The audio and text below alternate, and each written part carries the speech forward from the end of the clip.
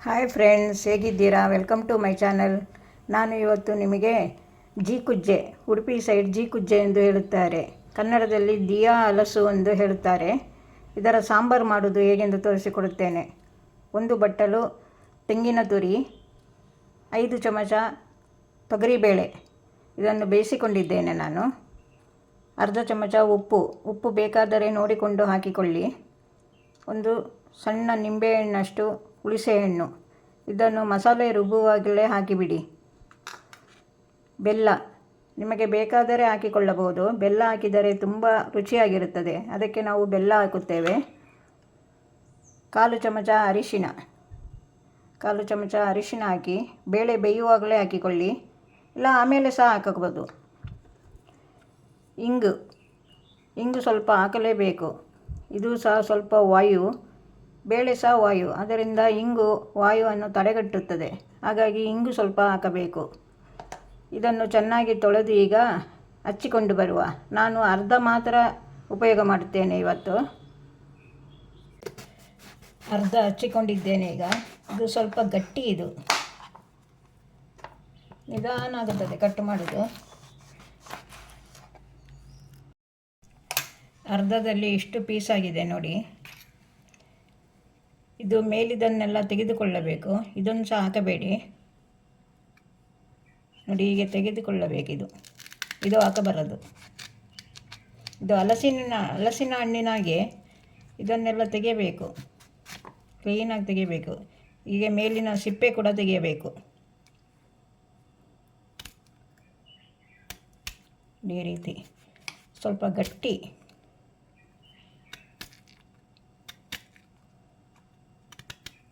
ಕ್ಲೀನಾಗಿ ತೆಗೆದುಕೊಳ್ಳಿ ಹೀಗೆ.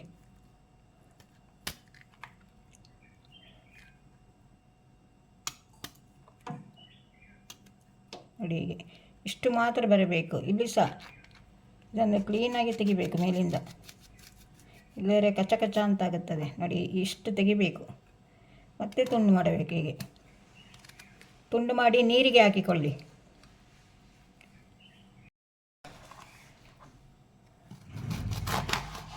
ನೋಡಿ, ಈ ರೀತಿ ಆದರೆ ಬೇಗ ಆಗುತ್ತದೆ ನೋಡಿ. ಹೀಗೆ ಇಟ್ಟು ಹೀಗೆ ಕಟ್ ಮಾಡಿ, ಆಮೇಲೆ ಸಿಪ್ಪೆ ತೆಗೆದುಕೊಳ್ಳಿ.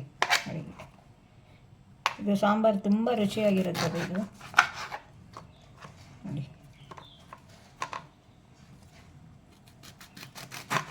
ನೋಡಿ ಹೀಗೆ. ಮತ್ತೆ ಮೇಲಿನ ಸಿಪ್ಪೆ ತೆಗೆದುಕೊಳ್ಳಿ.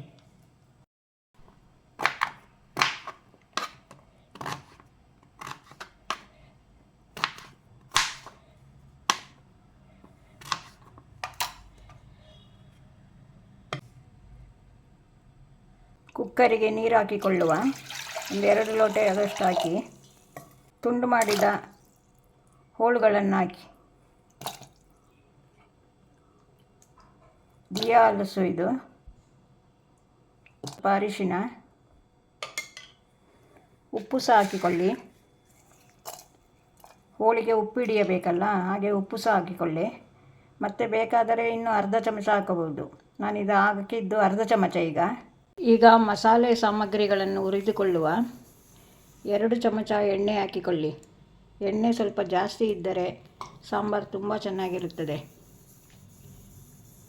1 ಚಮಚ ಉದ್ದಿನಬೇಳೆ, 1/4 ಚಮಚ ಕಡಲೆಬೇಳೆ, 1/4 ಚಮಚ ಜೀರಿಗೆ, ಕೊತ್ತಂಬರಿ ಬೀಜ, ಮೆಂತ್ಯ 1/4 ಚಮಚ, ಕೊತ್ತಂಬರಿ 1 ಚಮಚ, 5 ಒಣಮೆಣಸಿನಕಾಯಿ, ಕರಿಬೇವಿನ ಎಲೆ, ಕೊತ್ತಂಬರಿ ಮತ್ತು ಉದ್ದಿನಬೇಳೆ ಈ ಚಮಚದಲ್ಲಿ, ಮತ್ತೆಲ್ಲ 1/4 ಚಮಚ.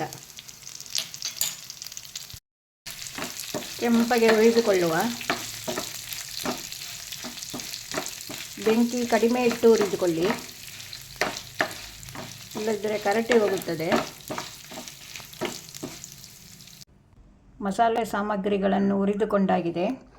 ನಾನು ಒಣಮೆಣಸು 5 ಹಾಕಿಕೊಂಡಿದ್ದೇನೆ. ನಿಮಗೆ ಖಾರ ಎಷ್ಟು ಬೇಕೋ ಅಷ್ಟು ಹಾಕಿಕೊಳ್ಳಿ. ಜೀಕುಜ್ಜೆ ಸ್ವಲ್ಪ ಸಪ್ಪೆ ಹೊಡೆಯುತ್ತದೆ, ಹಾಗಾಗಿ ಸ್ವಲ್ಪ ಖಾರ ಮುಂದಿರಬೇಕು. 1 ಬೌಲ್ ತೆಂಗಿನ ತುರಿ, ಹುಳಿಸೆಹಣ್ಣು ಸಹ ಹಾಕಿಕೊಳ್ಳಿ. ಸ್ವಲ್ಪ ನೀರು ಹಾಕಿ ರುಬ್ಬಿಕೊಂಡು ಬರುವ. ಬೇಯಿಸಿದ ಹೋಳನ್ನು ಹಾಕಿಕೊಳ್ಳುವ. ಈಗ ಫುಲ್ ಹಾಕಿಕೊಳ್ಳಿ. ಇದಕ್ಕೆ ಬೇಳೆಯನ್ನು ಸಹ ಹಾಕಿಕೊಳ್ಳಿ. ಸ್ವಲ್ಪ ಕುದಿಯಲಿ. ಅದು ಕುದಿಯುತ್ತಾ ಇದೆ. ಈಗ ಕಡೆದಿಟ್ಟುಕೊಂಡ ರುಬ್ಬಿಕೊಂಡ ಮಸಾಲೆಯನ್ನು ಹಾಕಿ ತೆಳು ಬೇಕಾದ್ರೆ ತೆಳು ಮಾಡಿಕೊಳ್ಳಿ. ಸ್ವಲ್ಪ ನೀರು ಹಾಕಿದರೆ ಸರಿ. ನನಗೆ ಇಷ್ಟು ಸಾಕು, ಕುದಿಯುವಾಗ ಸರಿಯಾಗುತ್ತದೆ. ಆಗ ಅರ್ಧ ಚಮಚ ಉಪ್ಪು ಹಾಕಿದ್ದು, ಈಗ ಇಷ್ಟು ಮತ್ತೆ ಹಾಕಿ.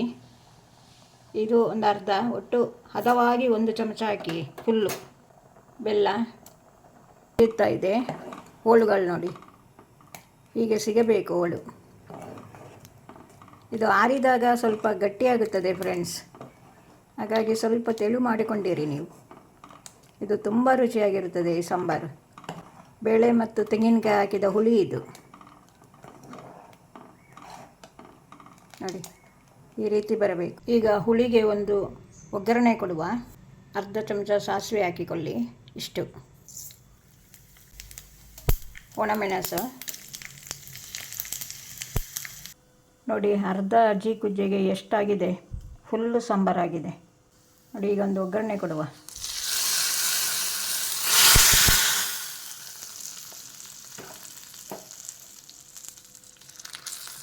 ನೋಡಿ ಫುಲ್ಲಾಗಿದೆ, ಒಳ್ಳೆ ಹುಳಿ. ಇದನ್ನು ಅನ್ನಕ್ಕೆ ಹಾಕಿಕೊಂಡು ಊಟ ಮಾಡಬಹುದು. ಚಪಾತಿ, ಪೂರಿ ಎಲ್ಲ ಒಟ್ಟಿಗೆ ತಿನ್ನಬಹುದು ಇದನ್ನು. ಓಕೆ ಫ್ರೆಂಡ್ಸ್, ಇದು ನಿಮಗೆ ಇಷ್ಟವಾದರೆ ಲೈಕ್ ಮಾಡಿ, ಶೇರ್ ಮಾಡಿ, ಸಬ್ಸ್ಕ್ರೈಬ್ ಮಾಡಿ. ಇನ್ನೊಂದು ವಿಡಿಯೋದಲ್ಲಿ ಸಿಗುತ್ತೇನೆ. ಬಾಯ್.